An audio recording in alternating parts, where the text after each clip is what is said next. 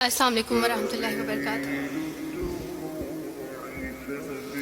امید کرتی ہوں آپ سب بہن بھائی خیریت سے ہوں گے اور اللہ تعالیٰ ہم سب کے روزے ہمارے اعمال کو قبول فرمائے۔ میں نا بڑی روتلو ہوں تو اس لیے میری آواز شروع میں ہی رونے والی ہو جاتی ہے۔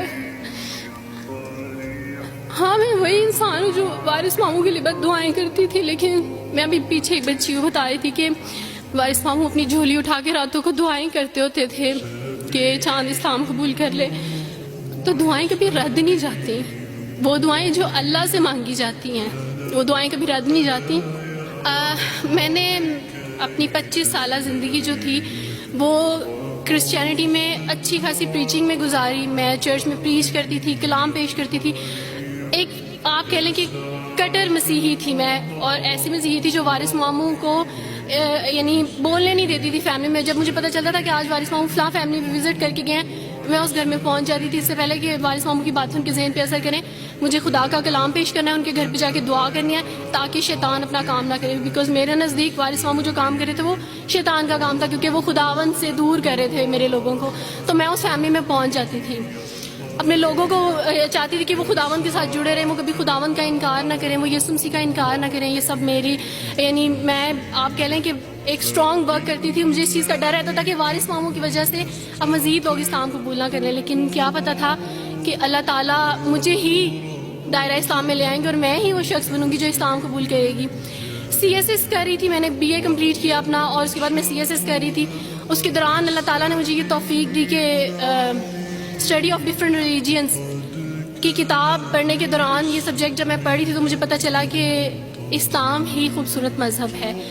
اچھا، آپ یقین جانیں وارث ماموں رمضان میں قرآن پاک ڈسٹریبیوٹ کرتے تھے اور راشن دیتے تھے، تو میرے بھائی کے ایک جہاں ڈیوٹی کرتے ہیں وہاں ایک انکل تھے، گارڈ تھے، ان کے لیے قرآن پاک لے کے ان سے رکھا ہوا تھا اور راشن بھی لے کے رکھا ہوا تھا، اور میں اس قرآن پاک کو نا چھپا کے اپنی سیف میں رکھتی تھی اور ڈرتی تھی کہ کسی دن میں اس کو کھول نہ لوں۔ اکثر ایک دو دفعہ پکڑا کہ کھول کے دیکھوں تو صحیح، کوئی نہ کوئی غلطی تو ہوگی نا اس قرآن میں بھی، یہ تو بڑی باتیں کرتے ہیں بائبل کے بارے میں، کچھ نہ کچھ تو ہوگا۔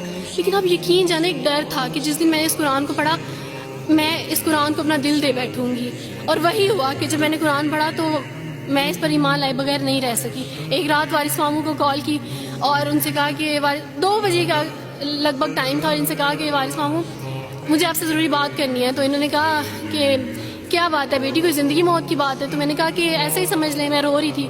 تو انہوں نے کہا کہ سب خیریت ہے؟ تو میں نے ان سے کہا کہ بس بغیر کچھ کہے آپ مجھے کلمہ پڑھا دیں وارث ماموں۔ اور وارث ماموں اور میں بالکل خاموش تھے، یعنی وارث ماموں کہتے ہیں کہ اس وقت مجھے لگا کہ جیسے میرا دل پھٹ جائے گا۔ مجھے یقین نہیں آ رہا تھا اپنے کانوں پہ کہ وہ جو سب سے بڑی رکاوٹ تھی وہ مجھے خود کہہ گیا کہ مجھے کلمہ پڑھا دیں۔ اور میں نے ان سے 5 منٹ کا یعنی اسپیس لی کال پہ، اور 5 منٹ میں نے دعا کی، لیکن اس کے بعد میں نے کہا کہ اگر میں حق پہ ہوں، سچ پہ ہوں، تو بس پھر خداوند اس کو ہو لینے دے، اور وہی ہوا۔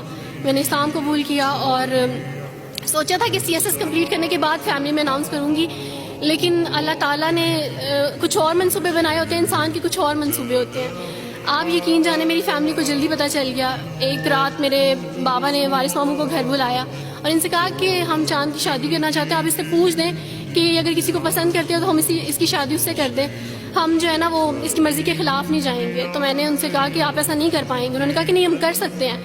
مجھے یہ تھا کہ مجھے پچھتاوا نہ رہے کہ میں نے شاید اس دن پاپا سے بات کرتی تو پاپا مان جاتے۔ تو میں نے ان سے کہا کہ پاپا میں ایک مسلمان مرد سے شادی کروں گی، آپ ایسا میرے لیے کر سکتے ہیں؟ اگر آپ کسی مسلمان سے میری شادی کریں گے تو ٹھیک ہے، میں شادی کرنے کے لیے تیار ہوں۔ میرے گھر میں ایک سناٹا چھا گیا، اور اس خاموشی کے بعد جو ہے یعنی سب فیملی والے رونے شروع ہو گئے۔ انہوں نے کہا کہ آپ اپنے مذہب میں واپس آ جاؤ، لیکن یہ ہے کہ میں دین اسلام قبول کر چکی تھی۔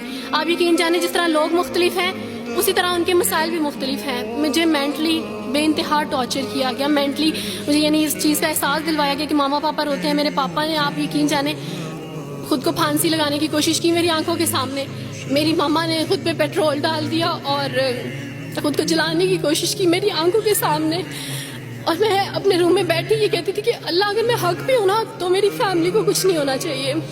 پھر بہرحال مجھے میری فیملی سے نکال دیا گیا، یہ اس ڈر سے کہ میری وجہ سے دوسرے بہن بھائی بھی اس راہ پہ نہ چلے جائیں، اور وارث ماموں کو بلا کے مجھے گھر بھیج دیا گیا، ان کے گھر بھیج دیا گیا۔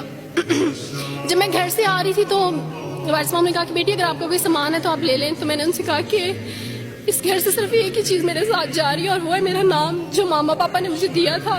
میں چاند رات میں پیدا ہوئی تھی اس لیے انہوں نے میرا نام چندہ رکھا تھا.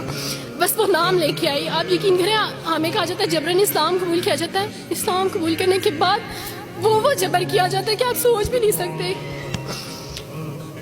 آپ کو اپنے ماں باپ سے ہی ملنے نہیں دیا جاتا. آپ کو اپنے ہی چھوٹے بہن بھائیوں کے پاس نہیں جانے دیا جاتا. آپ ہاسپٹل میں تھی ڈیلیوری کے ٹائم. آپ یقین جانے میرے پاس کوئی بھی نہیں تھا جو مجھے بیڈ سے اٹھا کے بٹھا سکتا.